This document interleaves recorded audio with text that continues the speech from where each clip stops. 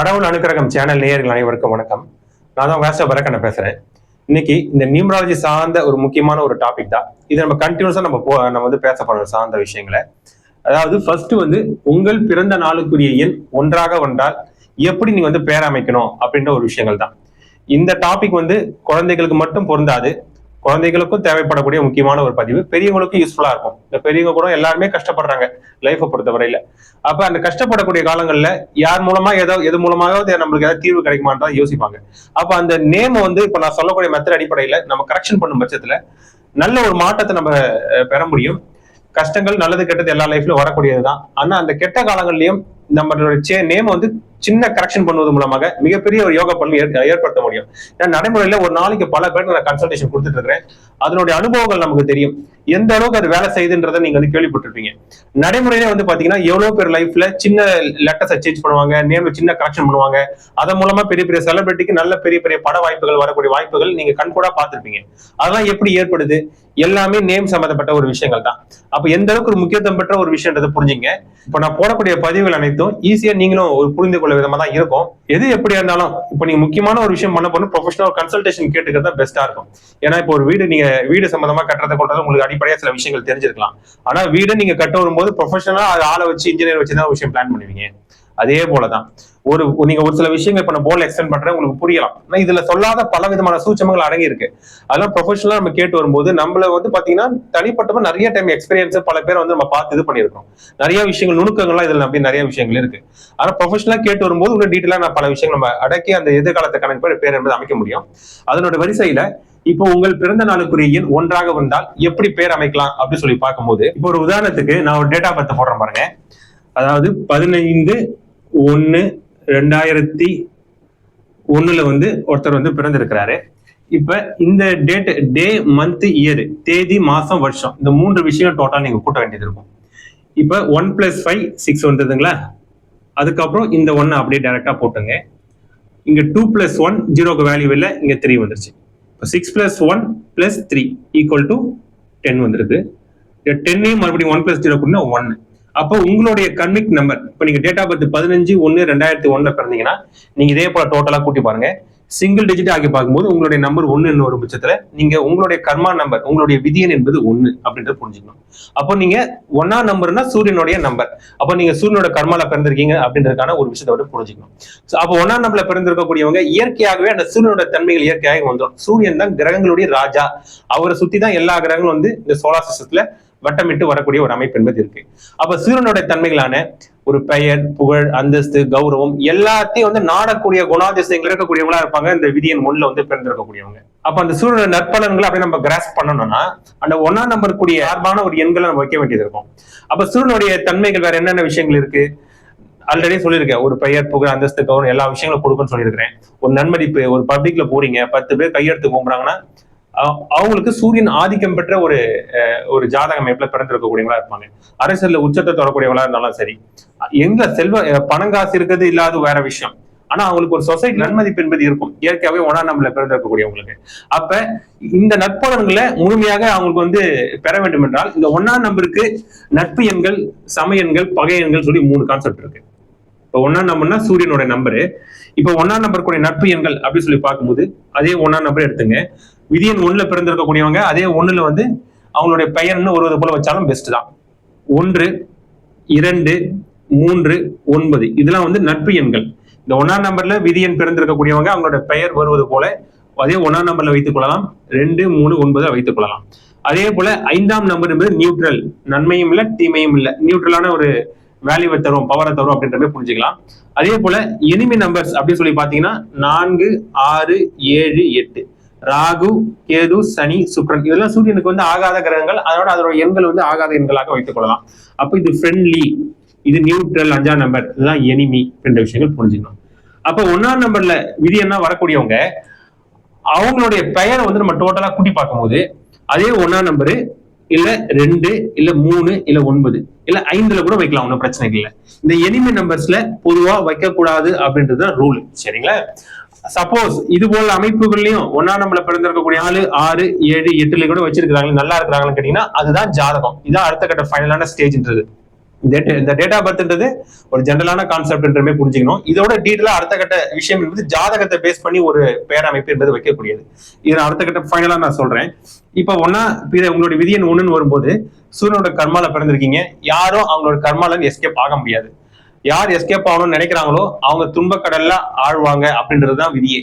அப்ப 1ஆம் நம்பர்ல பிறந்திருக்கக்கூடியவங்க அந்த 1ஆம் நம்பருக்கு உண்டான கர்மாவை வைத்திருக்கக்கூடிய 1, 2, 3, 9, 5ல வச்சா முதல் தரமான அமைப்புன்றதை புரிஞ்சுக்கணும். இதுலயும் வைக்கலாம். அது ஜாதகத்துல இந்த நம்பருக்கு உண்டான பிளானட். இப்போ உதாரணத்துக்கு 4னா ராகு, 6னா சுக்கிரன், 6னா சுக்கிரன், 7னா கேது, 8னா சனி. இந்த கிரகங்கள் உங்களோட ஜாதகத்துல தனிப்பட்ட முறையில நல்ல அமைப்புல இருக்கும் பட்சத்துல நிச்சயமாக சிறப்பான ஒரு பலன்களை தரும். ஏன் ஜாதகம் வந்து டேட் ஆஃப் பர்த் முதல் தரமான அமைப்பு பெயர் வைக்கிறது அப்படின்னு சொல்லி பாத்தீங்கன்னா, இப்ப டேட் ஆஃப் பர்த்ன்ற ஒரு ஜாதகம் எப்படி கணிக்கிறாங்க? உங்களோட பிறந்த தேதி, இந்த பிறந்த தேதி இன்க்ளூடா வந்துடும் அந்த இடத்துல. பிறந்த தேதி, பிறந்த நேரம், பிறந்த ஊர், இந்த மூணு விஷயங்கள் அடிப்படையா வைத்து கணிக்கப்படுவதா ஜாதகம். நீங்க பிறக்கும் போது அப்படியே கொஞ்சம் வான்வெளியே ஒரு போட்டோ எடுத்தீங்கன்னா அதை உங்களுடைய ஐடென்டி கார்டு எடுத்துக்கலாம். அப்ப டேட் ஆஃப் பர்த்தை விட இன்னும் துல்லியத்தை நோக்கி போகக்கூடியது. ஏன்னா நேரத்தையும் எடுக்கிறையும் அந்த பிறந்த ஊரையும் நம்ம கணக்கு பண்றோம். அதனாலதான் ஜாதகத்தை அடிப்படையில் எடுக்கிறது இன்னும் முதல் தரமான ஒரு அமைப்பு இருக்கும்னு நான் சொல்லியிருக்கிறேன். சரிங்களா? இப்ப ஒரு உதாரணத்தோட காட்டினா ஒரு விஷயம் என்பது உங்களுக்கு புரிய வரும். இப்ப பாருங்க, இப்போ ஒரு நேம் ஆர் சதீஷ் அப்படின்ற ஒரு நேம் என்பது இருக்குது. அவர் வந்து பாத்தீங்கன்னா இந்த அவரோட விதியன் வந்து 1 அப்படின்ற பேர் வந்திருக்கு. நான் முன்னாடி போட்ட டேட்டா பத்தி கனெக்ட் பண்ணீங்க. R Sathish, SATHISH. ஓகேங்களா? இப்ப இதை நீங்க டோட்டலா கூட்டி பாருங்க. எப்படி கூட்டணும்னா, இப்போ ஒரே ஒரு உதாரணம் மட்டும் நான் சொல்றேன். இப்போ ஆர்ன்றது என்ன நம்பர்ல வருதுன்ற பாத்தீங்கன்னா 2ஆம் நம்பர்ல வருது. 2 போட்டுக்கணும். எஸ்ன்றது அப்படின்னு பார்க்கும்போது எங்க வருதுன்றது பாத்தீங்கன்னா இங்க வரும், 3ல வரும். ஏன்றது 1ல வரும்.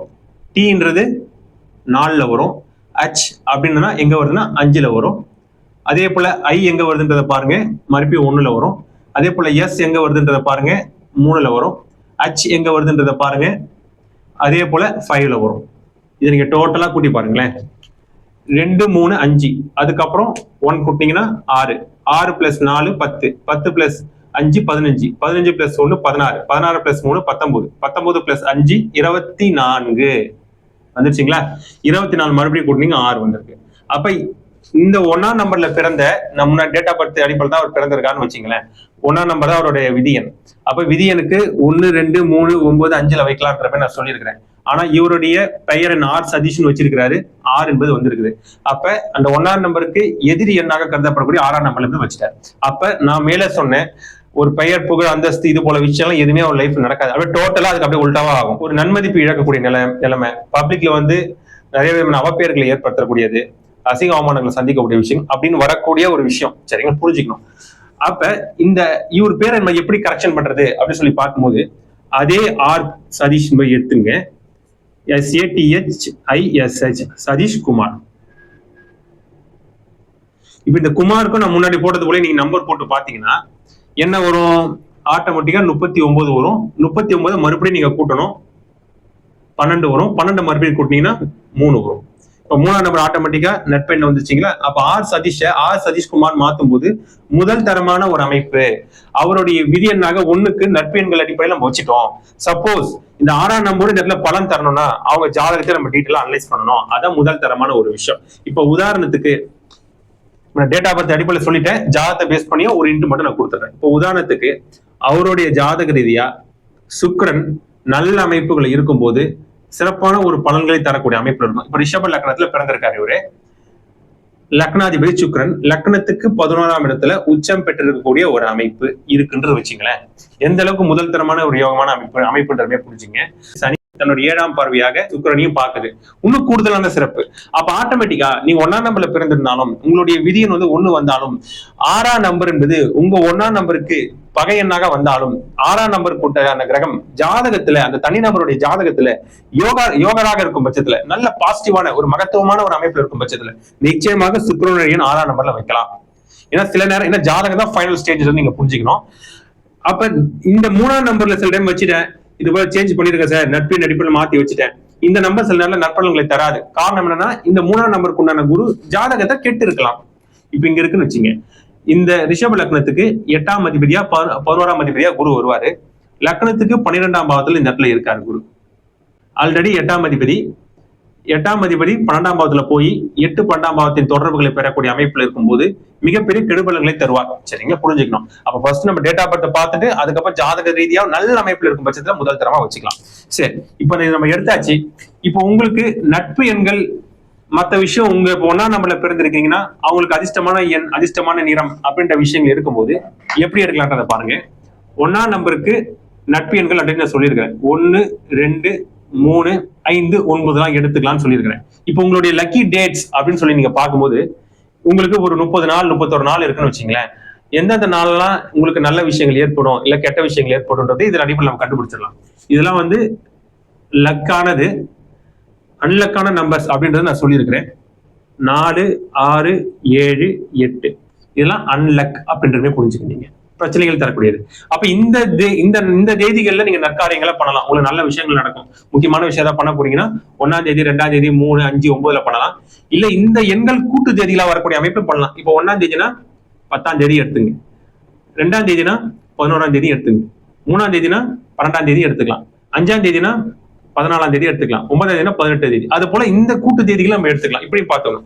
இந்த தேதிகள்ல நம்ம தவிர்ப்பது பெஸ்ட். 4, 6, 7, 8 தவிர்த்துக்கலாம். இது இதனுடைய கூட்டு தேதிகளை தவிர்த்தாலும் நல்ல விஷயம். ஒரு சுபகாரியம் பண்ண போறீங்க, இல்ல வேற ஏதாவது ஒரு பணம் அவசரமா தேவைப்படுது, ஒருத்தர்கிட்ட கேட்க போறீங்க, அந்த விஷயம் கிடைக்கணும் உங்களுக்கு, இந்த தேதிகளை தவிர்த்துக்கலாம். லக்கி கலர்ஸ் அப்படின்னு சொல்லி பார்க்கும்போது அதே தான். இப்போ 1ஆம் நம்பருக்கு வந்து பாத்தீங்கன்னா சூரியனுடைய நம்பர்ன்றதுனால ரெட் கலர் எடுத்துக்கலாம். அதே போல ஒயிட் கலர் எடுத்துக்கலாம். அதே போல எல்லோ கலரையும் எடுத்துக்கலாம், பெஸ்ட். கிரீன் கலர் எடுத்துக்கலாம். அதே போல இந்த கலர்ஸும் லக்கி கலர்ஸ் நம்ம எடுத்துக்கலாம். லக்கி காட் அப்படின்னு சொல்லி பார்க்கும்போது சிவன், அம்மன் தெய்வம், பெண் தெய்வங்கள் தாராளமா வழிபாடு பண்ணலாம். தட்சிணாமூர்த்தி குரு பகவான், அதே போல பெருமாள் வழிபாடு, முருகர் வழிபாடு, இந்த தெய்வங்களை வழிபாடு பண்ணலாம். இது போன்ற பல விதமான விஷயங்கள்லாம் இருக்கு. அதே போல லக்கி ஸ்டோன்ஸும் நம்ம எடுத்துக்கலாம். இதே போல ரூபி எடுத்துக்கலாம். அதே போல முத்து அப்படின்ற எடுத்துக்கலாம். கனக புஷ்பராகம் எடுத்துக்கலாம். இல்ல லக்கி ஸ்டோன்ஸா அடிப்படையில் வந்துடும். இது போல நிறைய விஷயங்கள் அடங்கி இருக்கு. ஃபர்ஸ்ட் எப்படி எடுக்கணும், ஃபைனலா ஜாதத்தை பேஸ் பண்ணி பார்க்கதான் முதல் தரமான அமைப்பு. இப்படி பண்ணீங்கன்னா நிச்சயமாக குழந்தைக்கு வைக்கக்கூடிய விஷயமா இருந்தாலும் சரி, இது எல்லாத்துக்குமே பொருந்தும். பிசினஸ் கூட இப்படிதான் நம்ம எடுக்கணும். ஜாதத்தை ஃபைனல் பண்ணி தான் எடுக்கணும். இது போன்ற அமைப்புல வரும்போது நல்ல ஒரு வாழ்க்கையை வாழ முடியும் என்று சொல்லி இந்த பதிவை முடித்துக் கொள்கிறேன். மேலும் நியூமராலஜி சம்பந்தமான கன்சல்டேஷன் தேவைப்படுது. ஜாதகம் பார்க்கணும், குழந்தைக்கு பேர் வைக்கணும், பெரியவங்களுக்கு பேர் கரெக்ஷன் பண்ணணும், இல்ல பிசினஸுக்கு பேர் வைக்க வேண்டியது இருக்கு, வாஸ்ட் கன்சல்டேஷன் எது வந்தாலும் தொடர்பு கொண்டு பேசலாம். என்னுடைய கான்டாக்ட் நம்பர், வாட்ஸ்அப் நம்பர் வீடியோலயோ சேனல்லையும் டிஸ்கிரிப்ஷன் அவைலபிள் இருக்கு. ப்ரீவியஸ் வீடியோஸும் போய் பாருங்க. பல முக்கியமான தகவல்லாம் எல்லாமே இருக்கு. என்னோட பேர் ஆஸ்ட்ரோ பாரத் கண்ணன் சொல்லி யூடியூப்ல சர்ச் பண்ணாலும் பல விஷயங்கள் வரும்.